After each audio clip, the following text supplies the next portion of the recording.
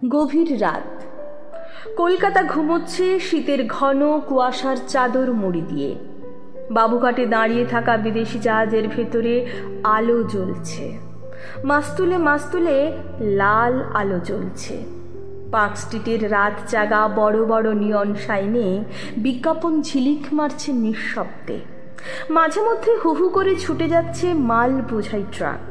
ফুটপাতের পর ফুটপাতে ঘুমোচ্ছে এলেবেলে সব মানুষ, নারী, পুরুষ, শিশু। ঘুমোচ্ছে চায়ের দোকানে ছাই ঠাসা উনুন। ময়দানের অন্ধকার থেকে উঁচু বেদির উপর থেকে শটান নেমে এলেন লাঠি হাতে, ধুতি পরা এক বৃদ্ধ, চোখে চশমা, বয়সের ভারে একটু কুঁজো হয়ে গেছেন। সারাদিনের ব্যস্ত কোলাহলের উঁচু মঞ্চ থেকে নেমে এলেন এক অশ্বারোহী সৈনিক। পার্ক স্ট্রিটের এক উপেক্ষিত কোণের উঁচু মঞ্চ থেকে পাঞ্জাবি আর চোস্ত পাজামা পরা আর এক প্রবীণ নেমে এলেন। বুকের বোতামে লাল গোলাপ তাঁর। তিনজনে এসে দাঁড়ালেন ময়দানের এক অন্ধকার ঢাকা কোণে। জাহাজের সাইরেন শোনা যাচ্ছে। সারাদিনের ব্যস্ততা, কোলাহল, চিৎকার, ধুলো, ধোঁয়া, হাঁক ডাক কিছু নেই। কলকাতা ঘুমোচ্ছে, গোটা বাংলা ঘুমোচ্ছে, ঘুমোচ্ছে গোটা ভারতবর্ষ।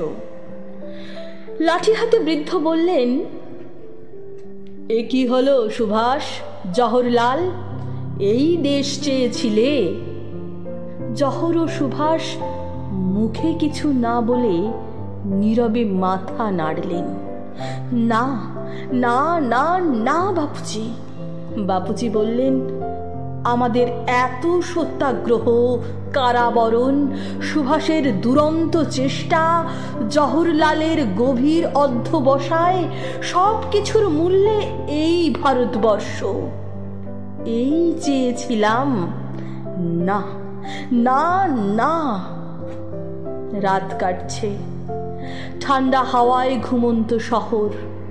তিনজন প্রবীণ মানুষ অন্ধকারে দাঁড়িয়ে কাঁদছেন। তিনজনের চোখের জলে অন্ধকার গাঢ় হয়ে আসছে।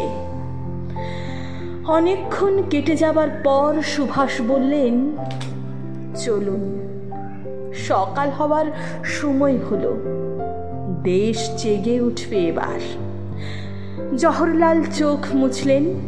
বাপুজি বললেন, চলো, আমরা আবার পাথর হয়ে যাই। যে যার উঁচু মঞ্চের দিকে পা বাড়ালেন। উষার আলো জাগলো একটু একটু করে। বেজে উঠল জাহাজের সাইরেন। তিন মূর্তি আবার পাথর হয়ে গেলেন।